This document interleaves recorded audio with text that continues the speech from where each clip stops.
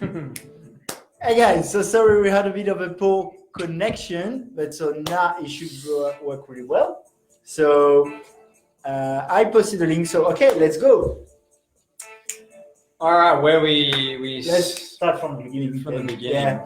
Hi guys, and welcome to the 13th episode of Dreamers and Doers. And today we're going to talk productivity with Andrew Lewis. Thanks for being here, Andrew. Thanks for having me. And so I know there's a few people who are fans of Tim Ferriss and how to increase productivity and how to hack a bit your work. So that's how I got really interested in outsourcing. And you have a lot of people who come to your services because they are fans of Tim Ferriss. I was wondering. Wow. Firstly, let me just say the biggest Tim Ferriss groupie I know is you. So That's definitely me. That'd be true. So I know, you read The 4-Hour Work Week, one of your favorites, right?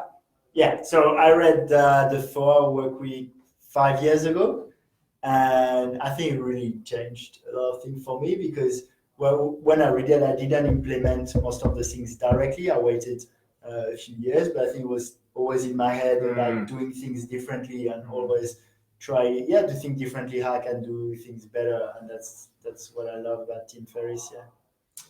I mean, it's a great book. It's really one of his most renowned books. So the main sort of takeaway, it's all about streamlining, automating aspects of your business. Yeah. And, he specifically mentions in that book outsourcing to the Philippines. Yeah, he gives a lot of good tools about it. Yeah. So, I mean, he's US based for one. So the time zone is a little bit different. But with Australia, I mean, they're essentially on WA time, so they're only 2 hours behind us. So, I mean, it's a bit of a no-brainer, the time zone. The Philippines, I mean, I love it there. You've been there a few times, right? Yeah, I lived there for 4 months. Yep.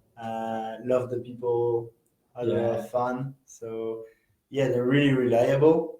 Speak English very well. I mean, I'll let you Yeah, I mean, speak about. They're beautiful people, really. I mean, they're very family orientated. They speak great English, so the proficiency of English is really high.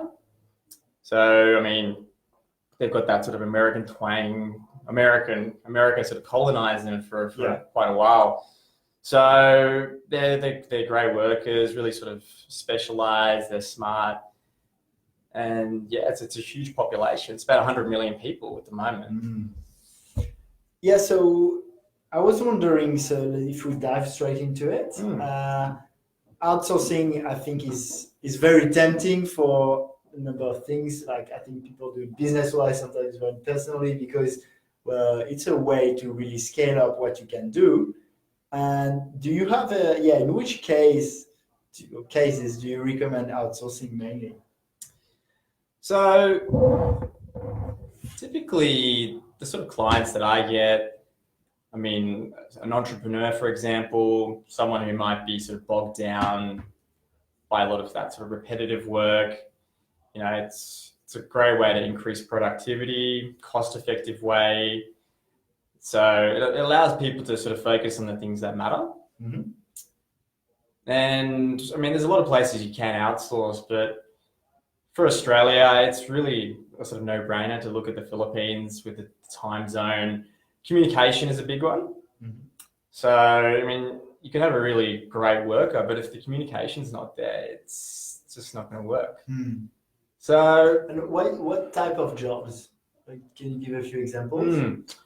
Yeah, I mean, good question. It's really sort of broad. So, bread and butter, I mean, typically is the VAs, virtual assistants, but then it gets a bit broader than that. So you can look at graphic design. So virtual assistant, they like manage bookings or trips? All that sort of stuff. So general admin, data entry, research components, all that sort of stuff. Then you can look at a bit more specialized roles such as social media management. A lot of people are sort of outsourcing their bookkeepers these days.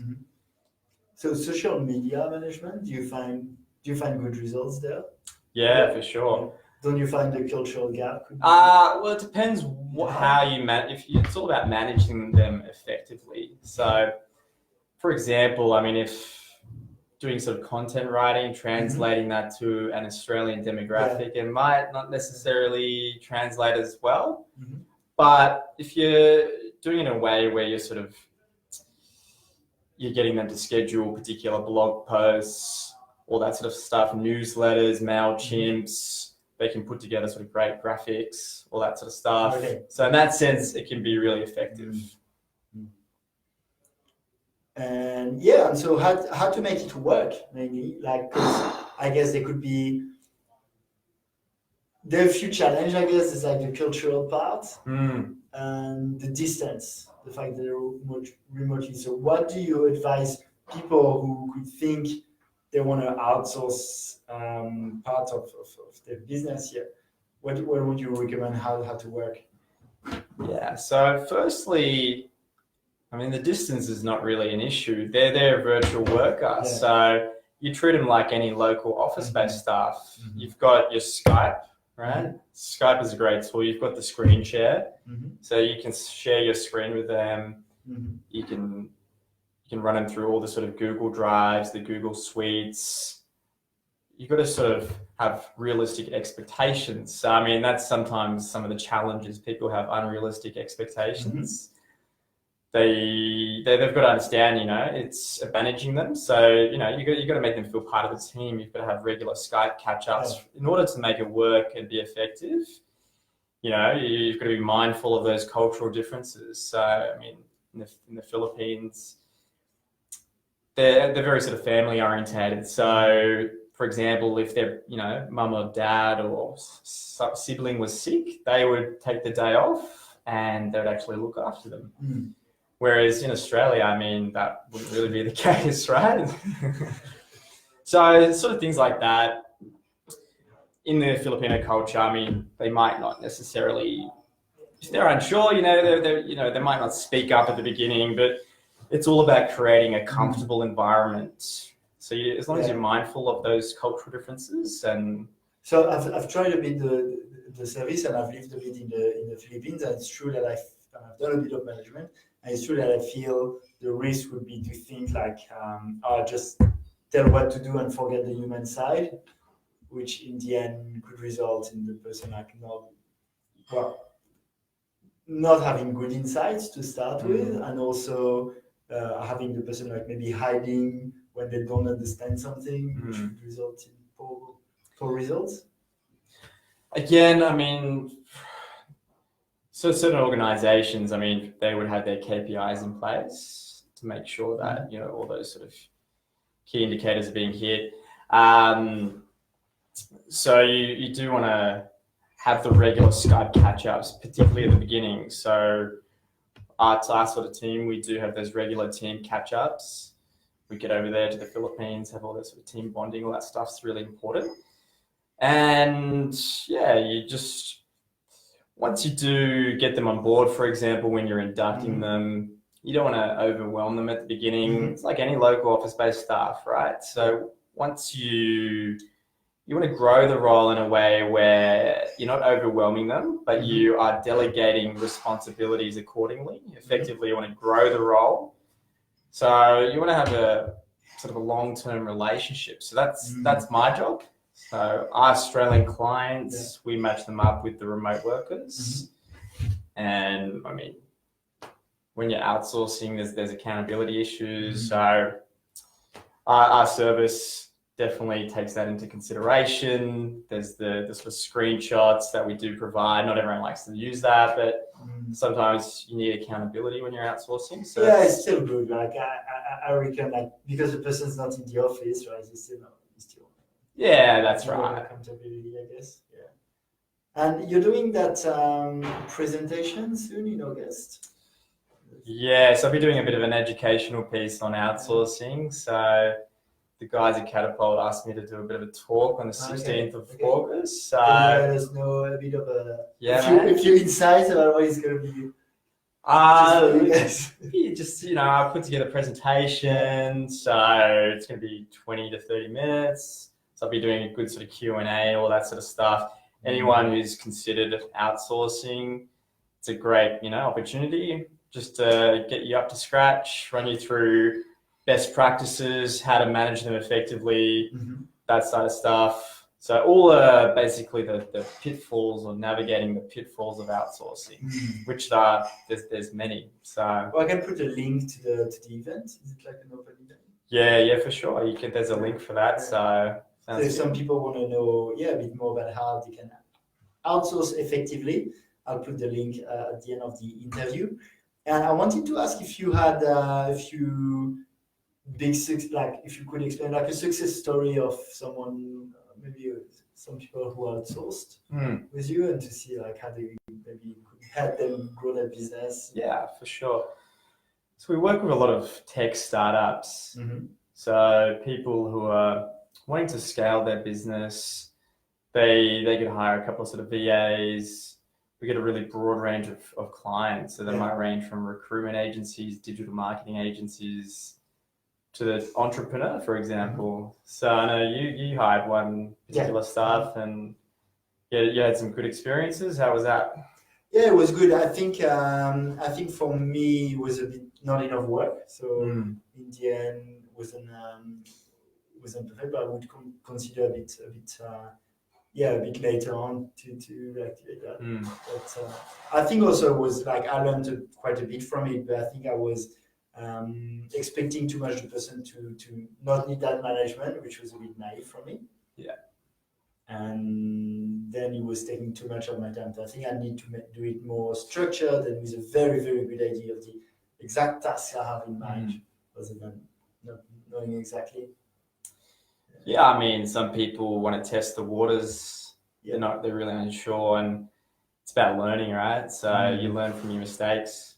So next time, it could definitely work. So in terms of success stories, now, ideally, if you're ultimately looking for someone who's a dedicated worker, long-term, reliable in that sense, I'd say ultimately that's the goal I find from my clients. So they want to find someone who's going to be, the great thing, they're not looking for the next best thing, that sort of stuff. So we've had clients who've had relationships since 2013 and ongoing. So some high up to sort of 20 staff in the Philippines who all work remotely, and they're incredible sort of assets, very viable functions to the core business. So for example, so we work with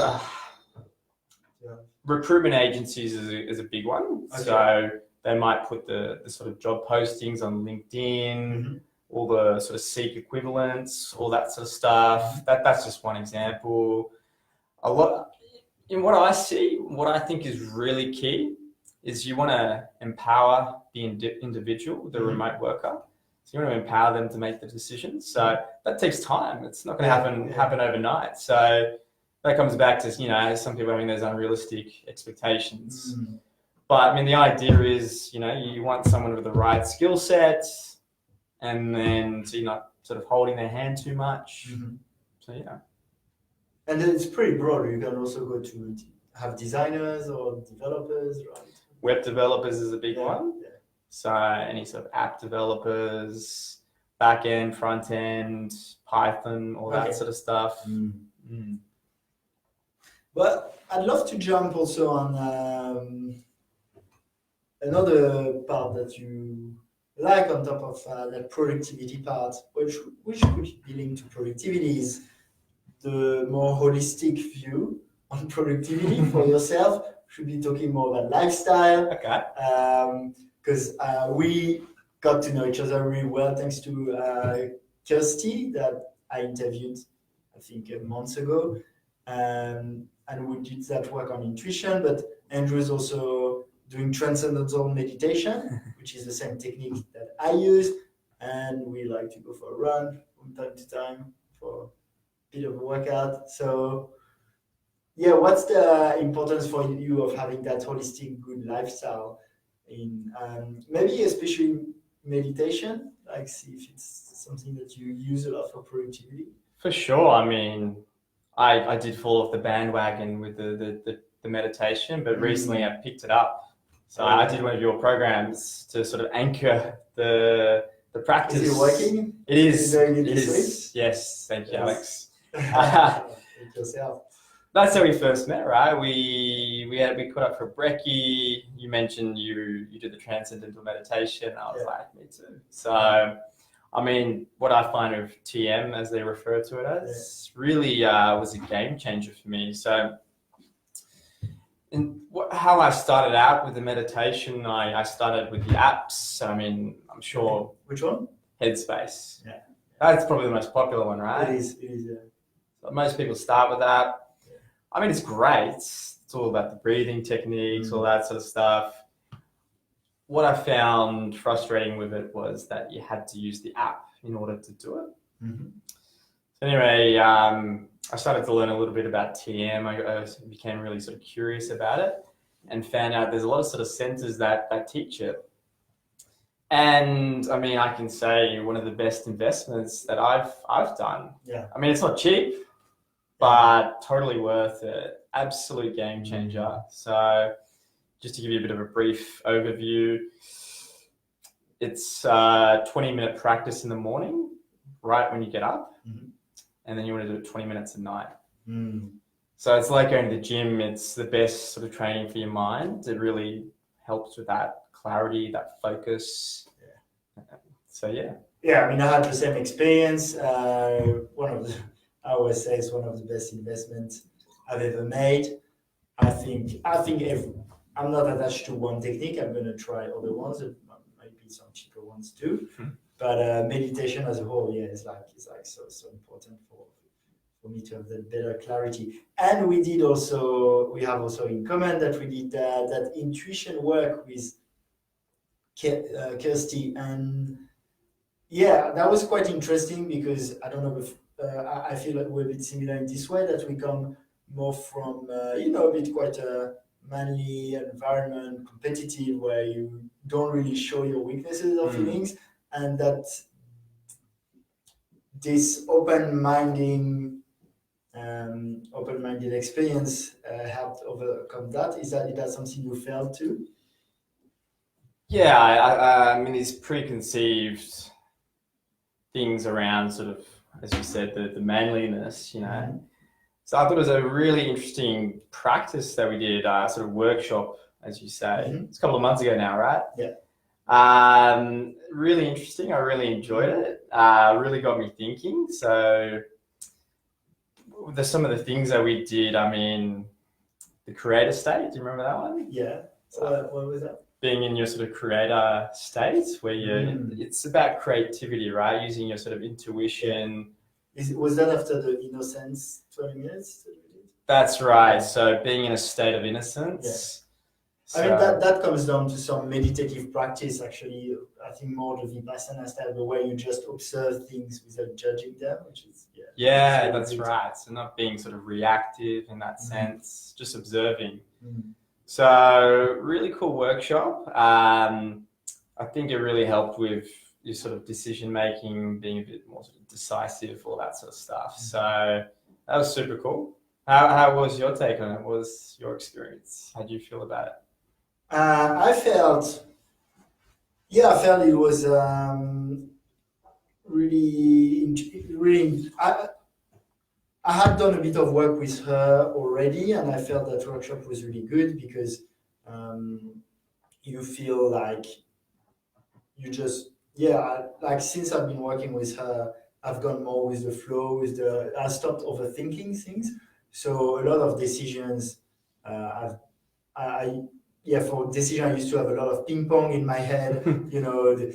Should I do it? Is it? And now I try to not overthinking. And the idea is like you make your decisions more rapidly, and you. In the end, it's often cases where there's not like a good and a bad decision anyway, so you just want to make one. And I think that works better. You learn faster. And then on showing emotion of these parts, I find in general, trying to be more vulnerable in everything I do, whether it's in business and exposing myself, like as we're doing here, or chatting to a girl in the street, or just trying to go after what you want and not really caring about your thing. So I found that to be quite valuable in this way of exposing yourself, getting a bit out of your comfort zone. That's a bit the work we did. That was pretty uncomfortable because just to tell you what we did was like telling to the other person from intuition what we think about them, good and bad, and that we didn't know each other that well at the time. Yeah, that's right. Could be a bit uncomfortable. Yeah, it was really good training, I feel. Yeah, it was cool. What did you think of this part?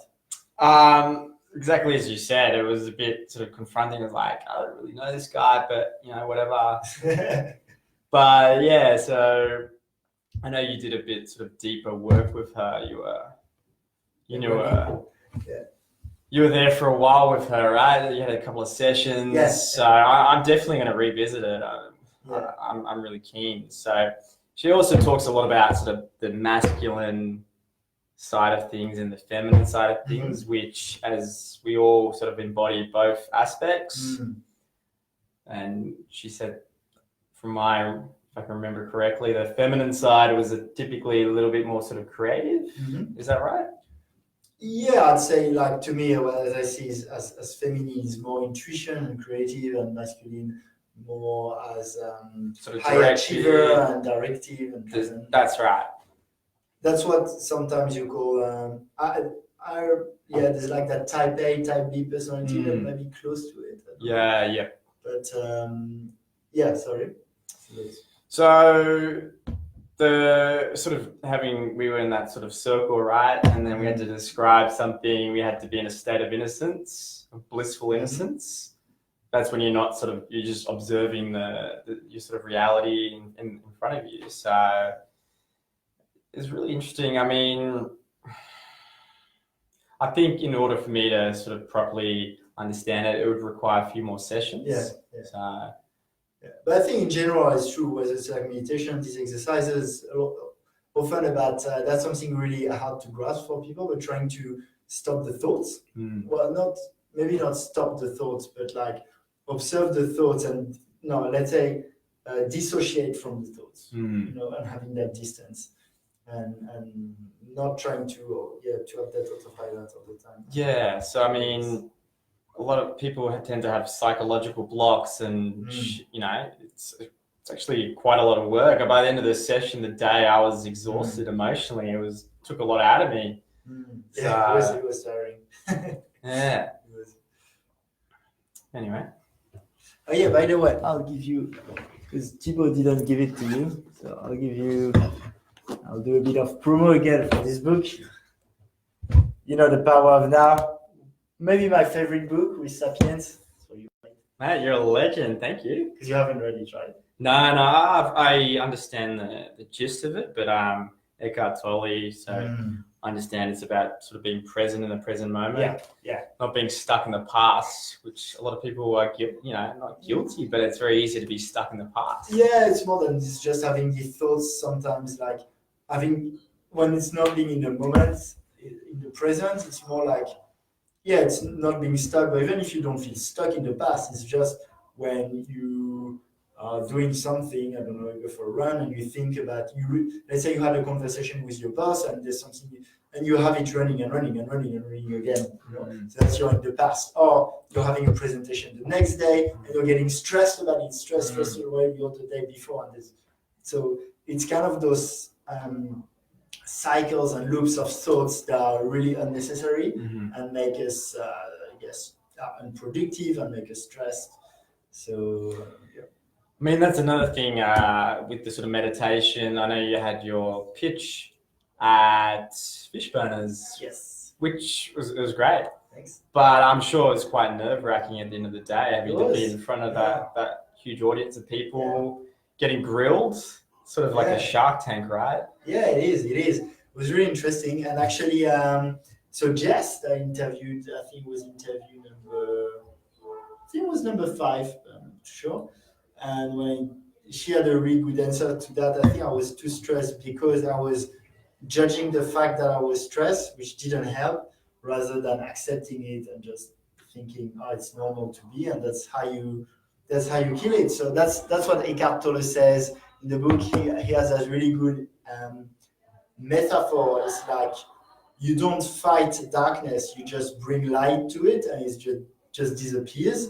So here's the same. If you're like stressed about the situation, you breathe and you're just conscious of it rather than trying to fight the stress. Fight the stress, not gonna work. Same with sadness, same with anger, same with the thing. So you observe it, and the very fact of observing it makes it dissolve, especially when you're used to this practice again and again.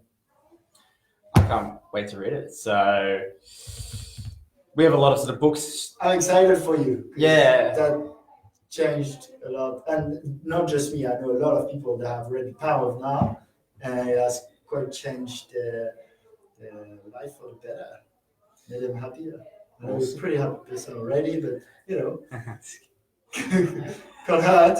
Yeah, well, another great book, The Simple Art of Not Giving a Fuck. Right? Oh, yeah. That's a great one. Yeah, really good one. I recommend that one. Straight to the point. Yeah. I mean, it holds a lot of people back, that people are worried what other people are going to think, sort of stuff. So I'm writing down. But another cool thing we did recently, which is meaning to discuss, Pivot Me. Oh yeah, I forgot about that. Really interesting. Do you want to talk about it? Yeah, for sure. So this guy, Frank, who I reached out to on LinkedIn, caught up for a coffee with him. Was really intrigued and curious about him when I saw him do a talk at a particular event I went to recently. Anyway, really interesting guy. He's got a sort of background in martial arts of 20 years. He's been doing Transcendental Meditation for 5 to 10 years. Oh, I didn't know he does TM. Yeah. Cool. It's interesting, just on that. So people have been practicing it for quite a long period of time. I don't know if you noticed this, but you look into their eyes and they've got like this sort of wise gaze about them, which I find hypnotize you. Yeah, they see right through you. It's really interesting. Yeah, I mean, you can I can usually tell if people meditate, or I can tell if they have a high self-awareness, and it's usually because they meditate. Like, I see meditation as a tool, and I don't think it's like just that one tool that can make you self-aware. People can do psychotherapy, they can do different things, but yeah, I find meditation to be the best. I think scientifically it's proven that it improves the grey matter. Yeah. For one. So it actually increases the size of your prefrontal cortex. That's right. And shrinks your amygdala, which is the fight or flight response. So basically your animal brain gets a bit shrink, and your more like empathic, smart human brain expands a bit. But not to get sidetracked, so Pivot Me. Sorry.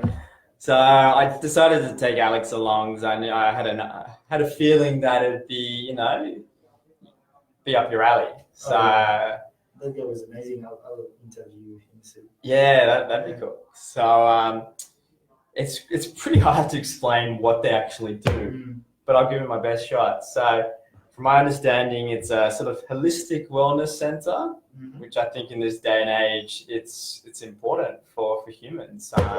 Look at the people in corporate life, the tech startup life.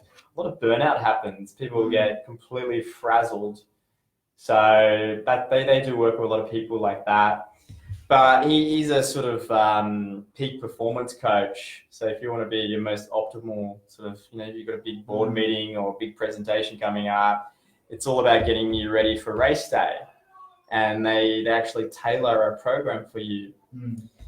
And what I found really interesting about the center was the machines, right? So we did that stuff, and I'm thinking, all right, so we're not actually, we're not pumping huge volume or anything like that, right?